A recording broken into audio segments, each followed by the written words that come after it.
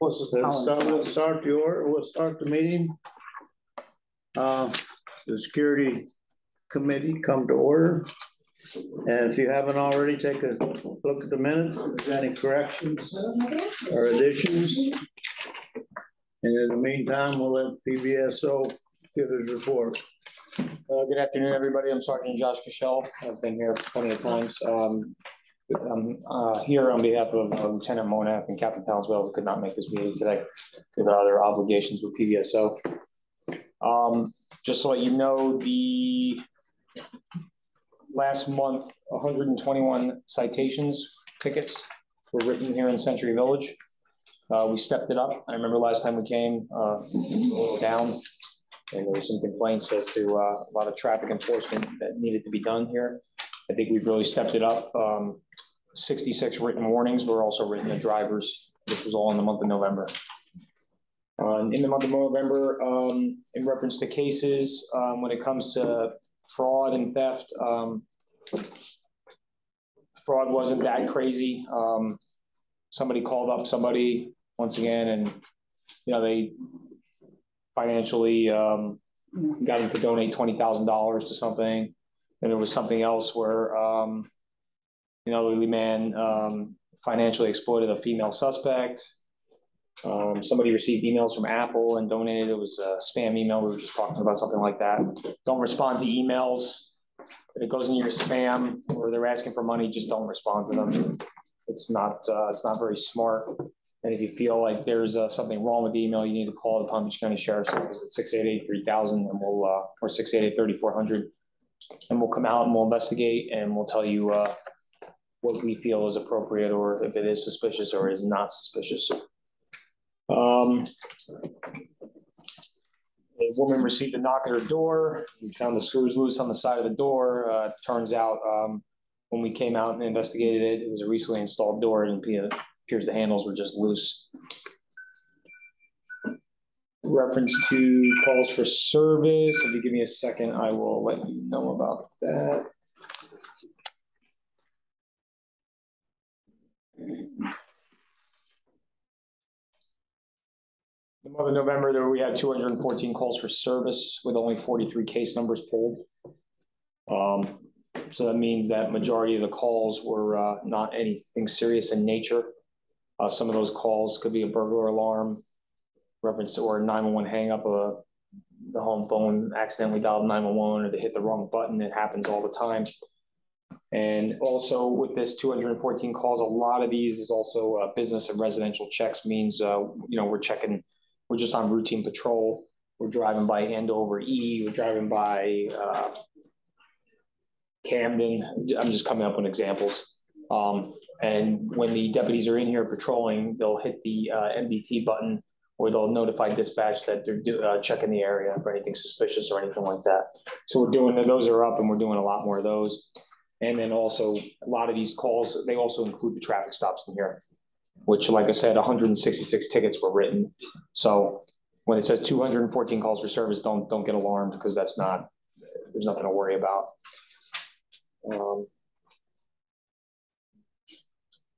Anybody have any questions for me? I got covered most of it. I got a comment. Yes, sir. Thank you. You're welcome. Especially for coming at the nighttime, because I've noticed officers in here anywhere between 9 and 3 in the morning. I've seen them in here catching these speeders. Oh, like I said, 166 citations and what did I say, 66 warnings, I believe. I think I said that. So we've been doing that. Also, and I appreciate you thanking the sheriff's office, because we appreciate that it's being noticed. The sergeants were instructed to notify the deputies that we want extra patrols in Century Village, and I was actually in a lineup this past month. Well, we're in December, November. And that was, I heard that being said by a certain road patrol sergeant. So proud of that. And very much appreciated. If you guys have any problems, like I said, my phone's always on. Lieutenant Monaf's phone's always on. Captain Palenzuela. Anything you need, just let us know. We had an inquiry this morning after the report that if you could make a breakdown of which one were residents, which one were vendors, which one were visitors of the 161 tickets. I can't answer that question, but I can request Lieutenant Monath try to get those statistics. The problem is the person, it's a little difficult, but I mean, if it's a request that you want, it's a request that I'll work on. One of the vice presidents asked if we could get a breakdown of it. And I told him, said we would ask you. It's a little, it could be a little tough, but we'll work on it. Okay. I don't know if it's gonna happen in November because unfortunately, all those citations are probably down at the clerk's office right now, and unfortunately, there was probably several motor units in here and several deputies. It's not an earth-shattering request, but if it can be done without a lot of trouble. I'll make the request up the chain. Okay. Is it possible for the officers making the stops just to ask if they have a Century Village ID? No. Is that that can be asked, but if somebody says I don't want to talk about it, there's really nothing we can enforce because they're on private property, and it's an HOA. That's an HOA thing. I mean, I can. Well, that would be one. It's something that we can ask. Hey, do you have your Century Village ID on you? If somebody tells us I don't want to speak to you about that, or has some choice words for us, then unfortunately we can't do anything. But let me make a note of that, and I'll also make a note right now of what you just asked, John. I mean, that would help in finding out whether they were resident or vendor, visitor. So we can make some kind of a note or a sign or something, because we've got more residents doing the speeding than we do have vendors and visitors. Well, the residents are the ones that need reprimanded. Whereas we don't want to get on the vendors, and they're not the ones that are the culprit. Absolutely. I'm the one for punishing the offender, not punishing everybody because one or two people screws up. Okay, makes sense, sir. John, I don't think they're going to be able to do that because I haven't written a ticket since 1993, right? But I don't recall any place on the citation where it says truck, tractor trailer, car, or whatever.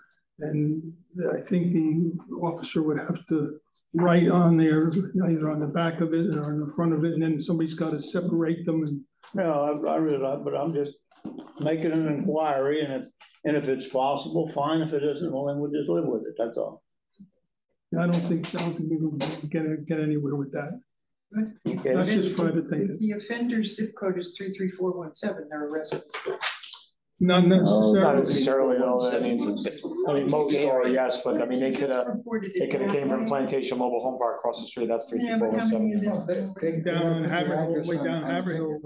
But still, that would be a easy. Okay, that's enough. We've got it. We'll get it. I'll try to work on that for you. Are there any other questions, comments? That's fine. Thank you for allowing me to be here today. I really appreciate it. Thanks for the invite. Thank you for always Thank coming. you. I try as long as I don't get tied up out there, which I was, I think, 2 weeks, 2 times ago or something. Okay, we have, we can go and move on to the Platinum Security Report. You go. 10. Our rovers responded to 167 incidents. The gatehouses confiscated 35 expired cars, and 4 resident passes were confiscated. All 4 guests attempting to use for entry.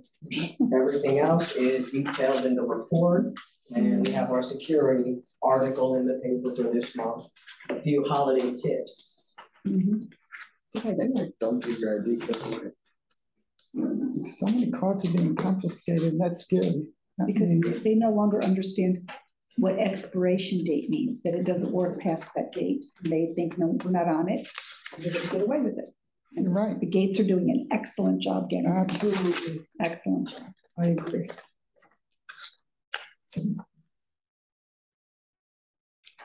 Okay, I guess it's my turn. Before I start, I want to apologize on page 2, section 26. Obviously, I did not save my format, so it's kind of jumbled. I do do apologize for that one. Now for my presentation. We had 40 ID violations, 12 were non-residents. We confiscated a total of 7 IDs, 3 were expired. 1 was a copy and 3 were actually somebody using their IDs, someone else using someone else's ID. And that's Wow.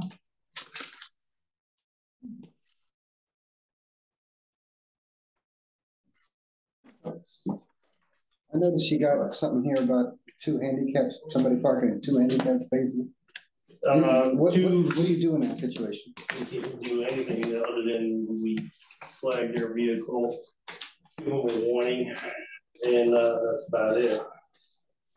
I would love to be able to ticket them, but that's something that.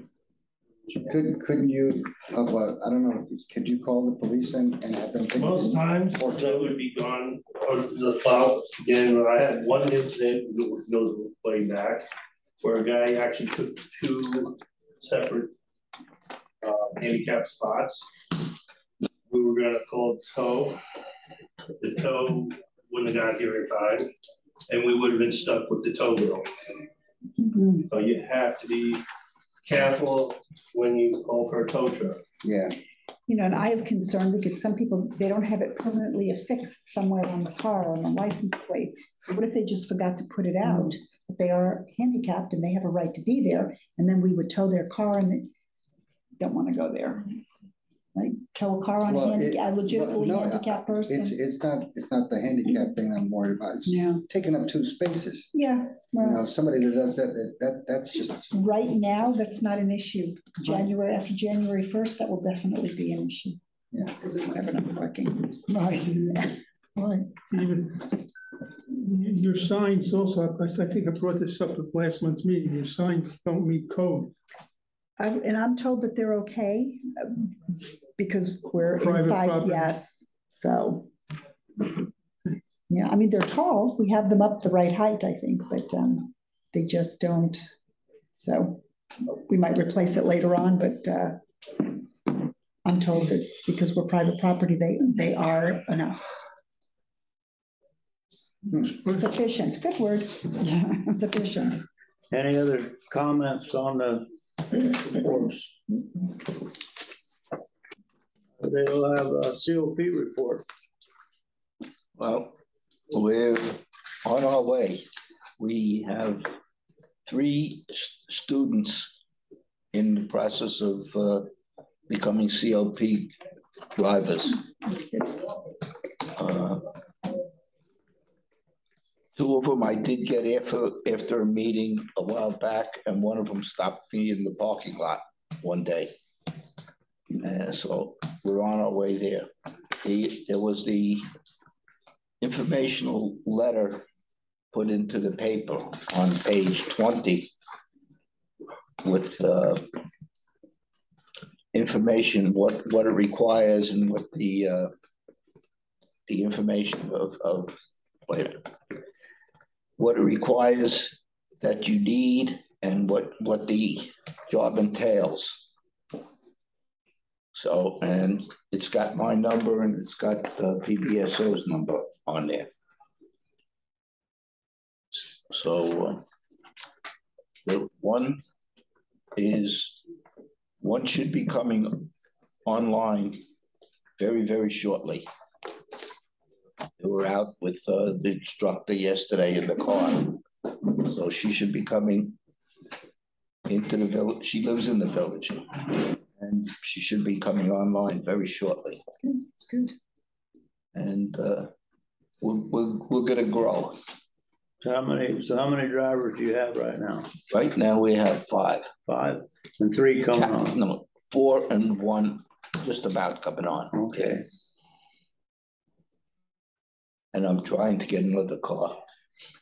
So we need to encourage volunteers for that. And he said you had an article in the paper for it, so maybe that'll help a little.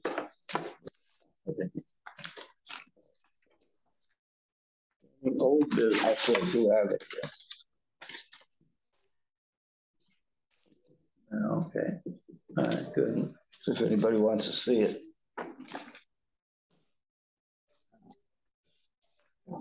John? Oh, I'm sorry, yes, Fosdo.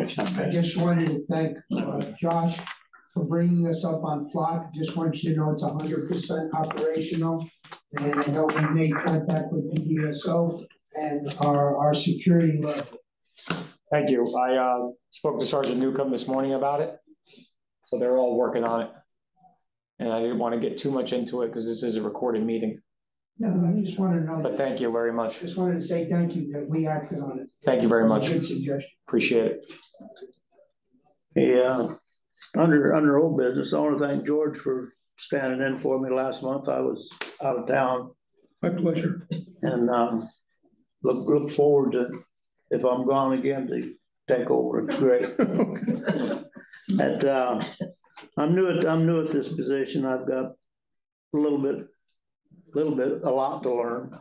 So moving along, any new business? Yes. Yeah. I'm speaking on behalf of someone I spoke with at the delegate assembly this morning. They're concerned about the speed. All right. They're suggesting that we get solar powered signs telling you what your speed is. Now, I would assume it would mean at least 4 signs, one on each road of the perimeter, so that people will know how fast they're going and they can slow down. This is what he said, that if he sees that, he'll slow down. I personally think that if we're going to do that, we should investigate how much the cost is going to be, and where we would put these signs. I would assume it's somewhere in the middle of each road. I'm thinking, excuse me, we need 8, not 4, because it's 2 lanes each way. 4 sides. True. Yeah. Well, we'll investigate it and see if we can determine what we need and where we need it. I seen one of those speed signs on the road that had what you're actually running, and if you were over the limit, it just said you're speeding or you're running too fast, depending on where the sign was. I believe those things are set. You can set it. So yeah, so if the speed limit is 25 and you're running 35, it don't tell you you're running too fast. It just says, it don't say 35. It just says you're running too fast. Mm-hmm. So that's up to you.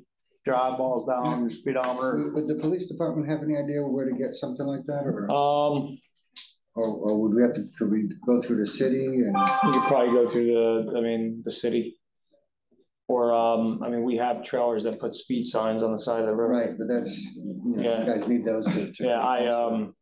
We're talking about something permanent. I would go through the permit, get a permit for it. That's what I would do. Okay. The other thing that I have, and this is for Platinum, and Eva. I'm going to talk about the saunas. It was suggested to me that maybe they could have them locked and have a person sign in, give them their ID, and then they can go into the sauna.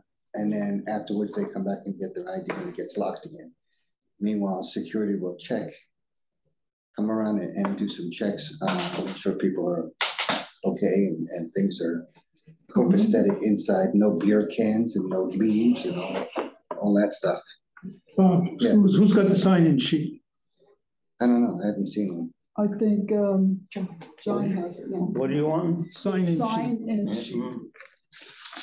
You not signed it? I personally think this is a good idea. You have people, you have security people in the buildings that can go and they can just, like every half hour or hour check, make sure there's nobody in there breathing in leaves and drinking beer and, I think they should leave their, if they want to use it, they should leave their ID card. yeah, Because then we can photograph it and we know exactly who's in there. But that's, I think it'll just make them take the evidence, well, right now they're leaving it to tweak my own WPRF. but- personal opinion is if you catch someone that has been doing that, putting in the leaves or drinking beer in there, they should be permanently banned, permanently. I would not disagree with that. That's a good suggestion. That was discussed at the operations meeting last week. And right at the present time, both of the saunas are out of commission. Right. Are being repaired, so they're down for safety. So we don't have a problem with it right at the moment. Right. However, in the interim, we will be determining how it'll be handled in the future. The biggest part of it is a safety feature. And one thing about I personally don't feel that the whole village should be punished because one person screwed up. Correct. I agree. Find the culprit and punish them and leave the saunas alone and go ahead and have them. And I know you're not allowed to have cameras in the facility, but we can have cameras for the doorway going in, and there's two entrances to where the sauna is located. Correct. There's one from the pool side and then there's one through the building. Okay, so then you got a camera, you can see who goes in and see who comes out. You've got security that's supposed to make rounds, so they can check that sauna like every couple hours or whatever. And it shouldn't take but a couple of weeks, and they'll either quit doing it or you'll catch whoever it is doing it. I agree. And then once it's established who it is, then we can take action on it. But in the meantime, we just get them repaired and back into working order. Yeah, and keep the temperatures that are supposed to be, not this new thing they're talking about. Yeah, well, that's the infrared. Yeah, I don't want to see that happen.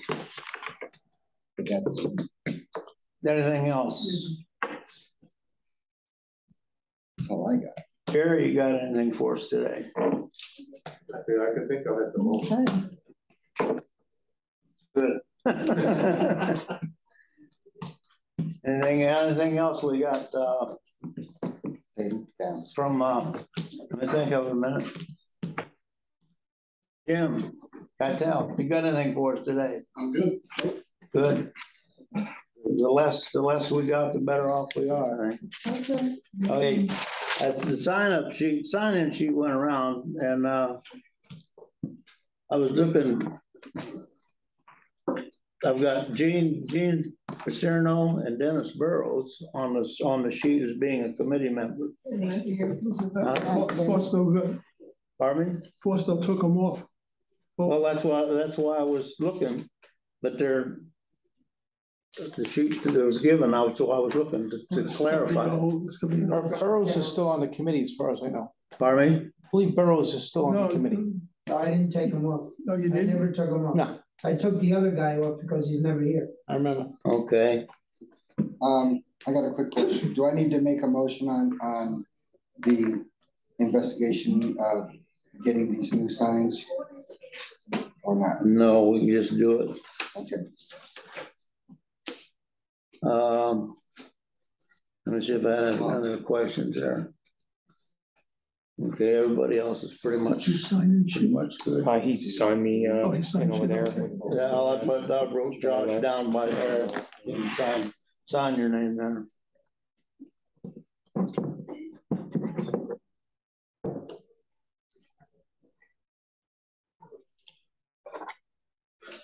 That'll work.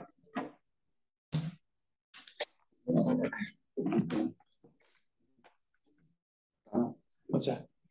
Good of the order. Anybody got anything for that? I'd like to mention something that, we have a problem with speeding, and I've noticed various streets around outside of the village that have what they call the speed humps.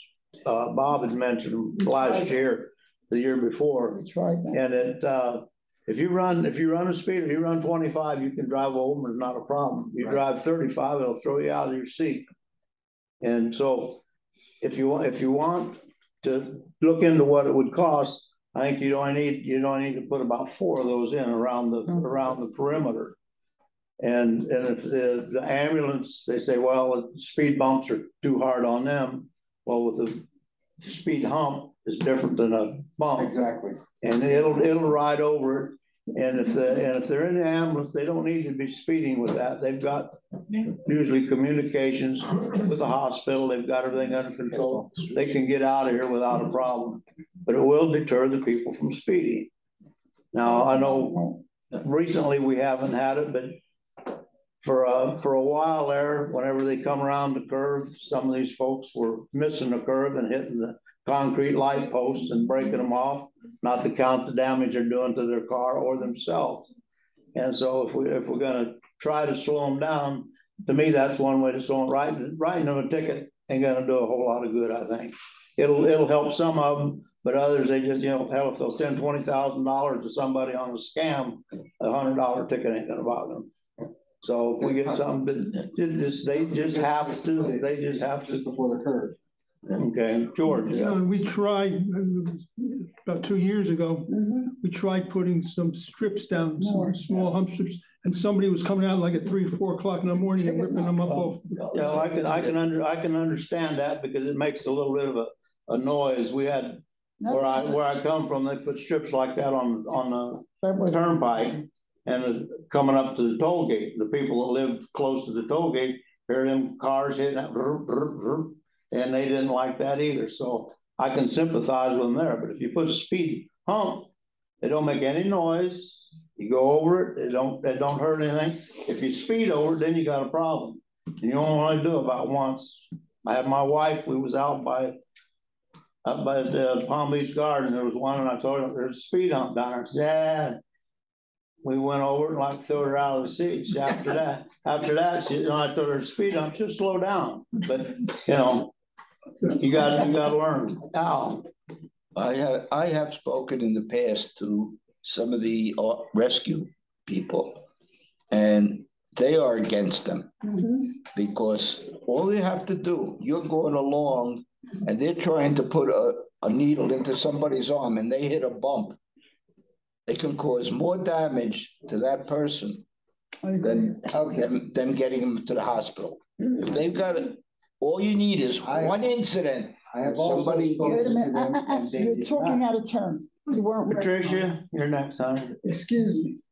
I agree with him. I'll see you later. And go ahead. I think there's a lot of danger to that. There's a lot of old people in here, like they're not paying attention to the tickets they keep getting. They're not paying attention to a lot of things. I don't think that will deter them. And if they go over that bump, speeding, and somebody gets hurt in the car, there could be repercussions for that. You have to look at both sides. They could say, hey, you put these speed bumps, my wife got hurt, blah, blah, blah. I know they're not supposed to. We're not supposed to be doing a lot of things, but yet we're doing it here in the village. That's my opinion. Well, that's everybody's entitled to their opinion, but they're not entitled to the facts. Okay. But the thing is, if the cities are putting them in on the streets around, there's somebody's escaping liability.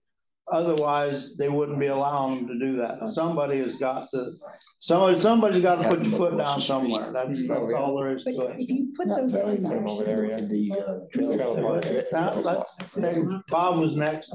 Okay, I'm going to answer her part first, then I'm going to go to you. Yes, please. Your part. Yes. Her name is Patricia. Right. As far as somebody going over them and their wife gets jumped out of their seat and gets hurt, the guy shouldn't have been speeding to begin with. But we already know whose fault is it? It's his fault. That doesn't matter. Yes, it does. It's his fault that it happens. Now, as far as you, I have spoken to the fire department here, and they have no objection to it because they can go over those speed humps as long as they're long enough for the fire truck. All right, so that it's no issue. If they're going 25, it's almost like going just regular, just a little hump, and that's it. Yeah. And as far as this argument of you guys that you guys keep putting out, they might be putting in a needle or an IV, blah blah. They do that before they move. someone needs to. Okay, that's not. Someone needs to have an IV put in, they do it before they're moving. I've got just a little bit of rebuttal with Patricia. When you're driving your car, you're supposed to have your car under control at all times. I had a friend that got hit in the rear end. His car went across the curb and hit another car, and he was liable for the car that he hit, even though he got bumped over the curb. And they says, it's your vehicle, you're liable, you're responsible to keep it under control. And he didn't keep it under control. So if you're driving your car and you run over a speed hump and you lose control because you're speeding, you're the ones that fall. It ain't the roads that fall. Even. This is gonna go on for a while now. Well, when putting in these, I call them calming tables, wouldn't you be putting up a sign warning people that it's there? No, there's. And there's also, you've got paint on it showing them that Right. they're there? Right. Okay. It's not like it's a surprise. Donald's been raising his hand. Well, I got another hand was up before Donald raised his. All right. We'll get a prop to hold his arm up. I was an AMR supervisor for 22 years. And I assure you, the back of those trucks do not have the same suspension as your car. When you're in the back of those trucks, you get bounced around pretty well. Oh, there goes your theory. As far as IVs and needles, they are done en route sometimes. It varies. And you have to remember that driving these AMR ambulances are sometimes 18-year-old kids. You can't assume that they are really paying a lot of attention to speed humps. Well, being if they're hired to do that job, they should be paying attention. Yeah, but the suspension on trucks is different than the car. Okay, that's a Donald. You made a valid point. Mr. Chair, all of this learned discussion about speed tables and speed bumps is very nice. However, the determiner to see whether it's even possible to put speed calming devices on these roads will be a civil engineer. The first step to doing this would be to engage a civil engineer who would work according to the Manual of Uniform Traffic Control Devices. None of us here even know whether it's possible or legal to put speed bumps in. Sure. There are specifications for how much straightaway there must be, what the curvatures of the roads are. There's a lot to it, and none of us, I believe, has been to civil engineering school. I agree with you. So I'd say the first step, rather than have a lot of discussion about none of us are qualified to have. I wasn't suggesting we just go out and put them in willy-nilly. No. That I was expecting. Nor will they be. I was expecting that you would have your engineers check it out. This committee might make a recommendation to the Bids and Infrastructure Committee, speed bumps and speed tables being infrastructure, and let them make a recommendation or not to engage a civil engineer for a study. I move so. That would of course go to the officers for Right. discussion and review. We'll send a recommendation to the officers to look into No, the recommendation will go that's to the Bids and Infrastructure. that. Okay. I move that we do so. Do I have a second? You don't have to. You don't need a second. You don't Got need a second right here. You don't need it. You just recommendation. just present. No, we're gonna do. Just send a recommendation. No, Bob's correct. You do it properly. You make the motion here to move it forward. That's what we're doing. So I make the motion that we get an engineer for the possibility of putting in speed. This is a Jerry. What do they call it? Speed, I think Jerry ramps? seconded. You seconded, right? I second. Yeah, Jerry did. That's what I said. Okay. Moving forward. Gotta take the vote. What question? A vote to go to a committee? Is that correct? I'm talking to. I didn't make the motion. So you want a recommendation for speed humps I'm not. to go to bids and infrastructure, right? I have a question. There's a speed bump going over the bridge to go into the clubhouse. Correct. And then there's another one that you just put around the rotary. Correct. Do they work? Do they work effectively? That's No. No. Honestly say, what I'm doing asking. traffic, Yeah. I have cars They going don't. over that, probably 30, 40 miles an hour in that short little distance. And they do it every Saturday night. When they're going in the right direction, correct? When they go there. When do they go in the right That's a direction? speed bump, right? It was, Yeah, but that's the a bump big that was difference. there difference. originally was one of those that when you went over it with your back end, the car dropped. It was, so people were going around it into oncoming traffic to get around it. So I took it and I had it enlarged so it would not be so impactful to the car. But that didn't stop people still from trying to go around it. Then we put in the stanchions. And then we had people who were trying to go the wrong way around the island. And so I made sure that one was the worst of all of them, so that you got that real hard bump to the car to dissuade them. Steve could only say whether we've been successful in our. Could we get the same engineer to do ours? Okay, so we got a motion on the floor for recommendation for the speed bump to go to the bids and infrastructure, seconded by Jerry. And I guess I can call it real quick. Is it yes or no? Let's see, I've got so many papers here. All right. Donald, don't give David Boaz. Yes.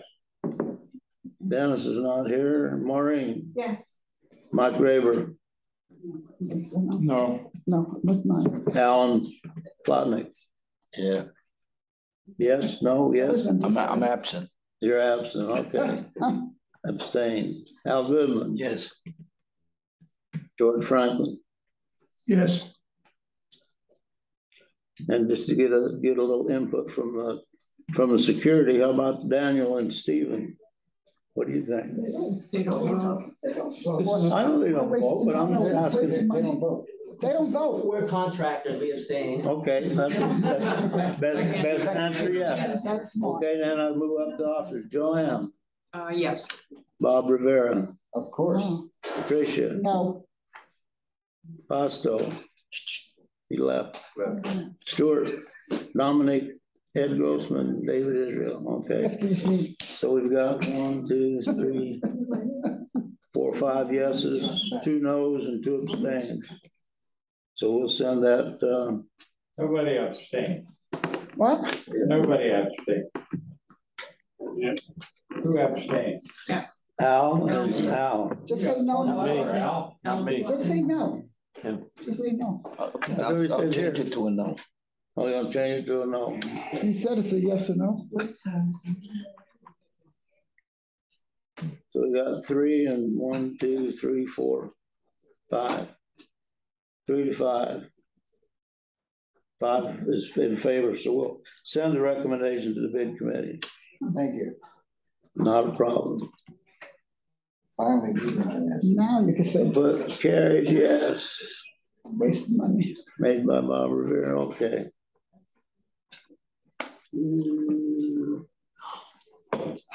Yeah, infrastructure.